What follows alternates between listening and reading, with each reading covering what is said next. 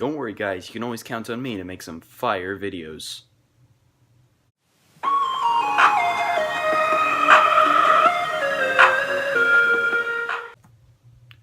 Hello everyone, welcome to the garage where today we're using fire. Make sure you don't burn yourself. Have like a bucket of water ready. Sorry, that was my bad. Don't get a bucket of water. Water won't put out grease or oil fires. Get like a thing of baking soda or just like something to suffocate the flame. And try not to catch anything and be careful with this. Today, yes, I do hear you in the back. We are making, I don't know what really to call it. It's just sort of like a mini roaster thing. It's a bit of a spin-off on something some other people might recognize. But that's going to be some fun. So let's get into the video. Alright, so I have a mini work tray just to show the various things you might just possibly need. You can use like alternatives for a few things like cutting. But I have an X-Acto knife there. I also have a candle. You can't really see it right there in front of the X-Acto knife. Some pop cans and then a lighter to light the candle. You're gonna need 2, specifically root beer, if you got any. Alright, so now we are gonna start cutting. Don't cut yourself. Be careful, really careful. This can cut you very easily, as well as the pop cans when you start cutting these things. Don't do what I just did there, that was stupid.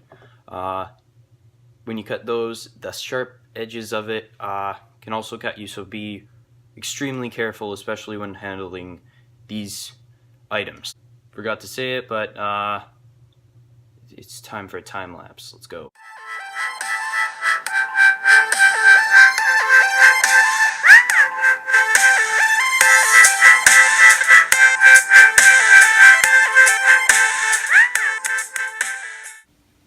Alright, so I did a bit of cutting. I cut 1 in half and basically stuck a little fire hole, like just so that we don't kill the flame as soon as we put it down there. I might need to make that a bit bigger. This is our main sort of roaster area up top, which is going to be great. And yeah, we'll get to the next part, which is going to be cutting out like a door sort of here. And I don't know, we might seal off the top with something. We'll see.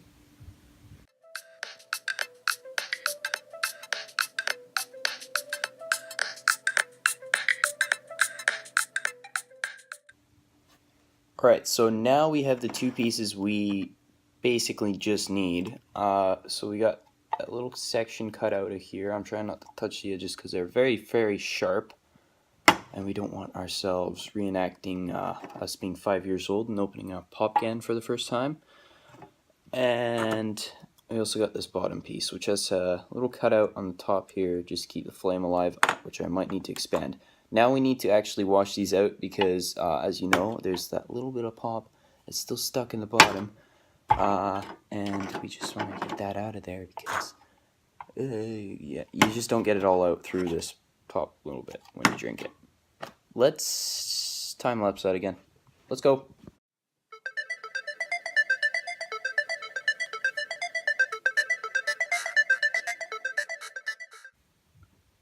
Okay, so it's all sort of cleaned out. It's not exactly dry, but that'll come in time.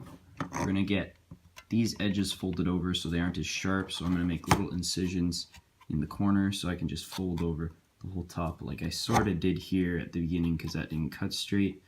But I'll do it again so that it just doesn't cut you while you're trying to get your stuff out. And yeah, we'll do that. Okay, so now the edges are folded, so I shouldn't be cutting myself on sides, and mostly down here. I left the bottom because I felt it would be a bit too wide if I folded that over.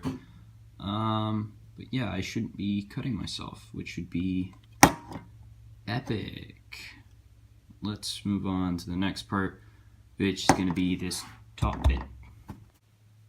Okay, so the top is done. That's good.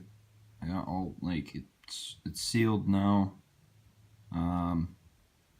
Next up we're going to do a fire test for this bottom piece here. And hopefully that works. I don't think I'm going to be painting it just like the last one. I don't know. We'll see what happens. And yeah, let's do a fire test. Make sure you're careful with this step if you are doing it as well.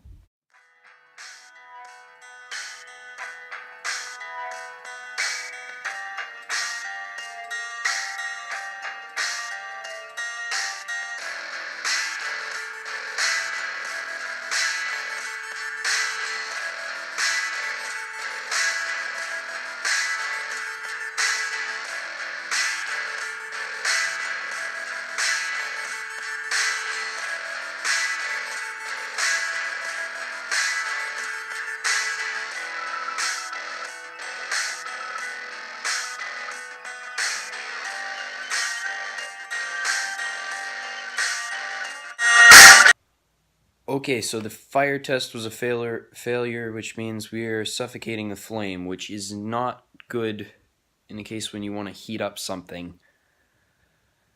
I'm going to make a few more holes, breathing holes for the flame, and we should be okay. Yeah, I'll do that, and then we'll do another test. Okay, so the cut was made on the back all the way through. It's not the cleanest of things, but it'll do. Let's do the fire test that I said we were going to do. Yeah, this is a vertical video. Shoot. Okay, we got the candle in there already.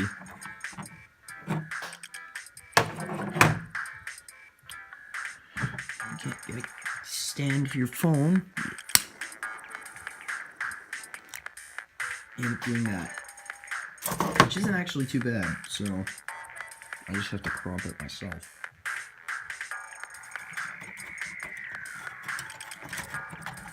Don't go out, flame. Don't do it. Okay. Is this a successful fire test or what? I'll move the camera a little bit just so you can see.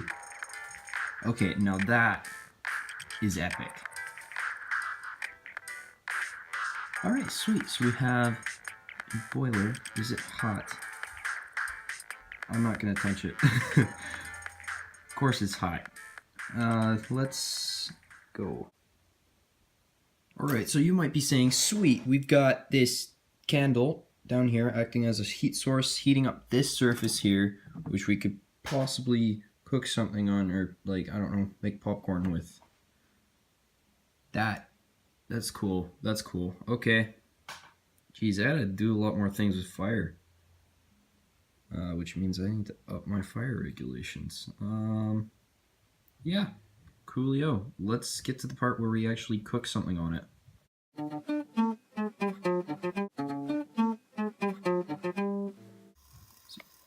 So I just wanted to catch this on video really quick. Do you hear that?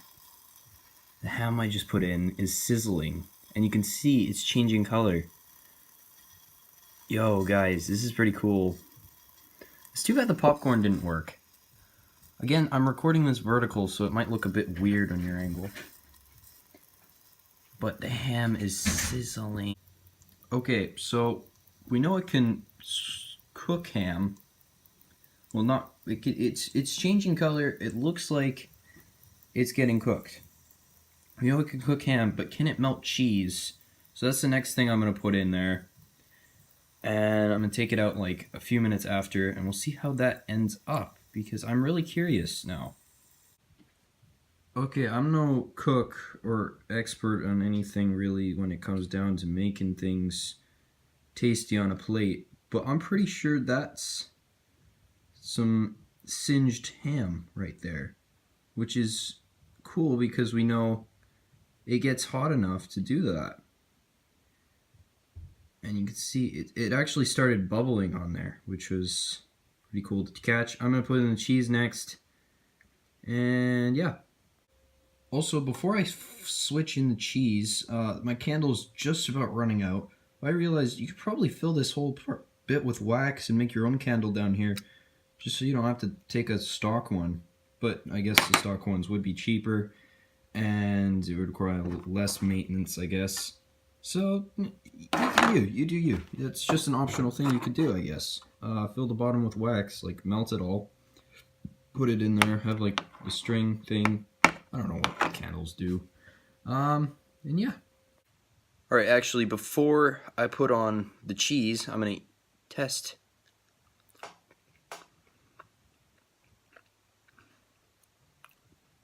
That is pretty cool. It's actually like it's been cooked. That's cool. Alright, let's put on the cheese. You can't only just hear it, you can also see it. The cheese is bubbling. And yikes, that's actually melting. Coolio. I'm starting to think that it could probably do the popcorn now. Let me get this out so I can actually test it. Okay, so I actually had to get this out by taking off the top part. This stuff is actually pretty good. I tried a little bit at a time while trying to scrape it out. And let's try this a little bit.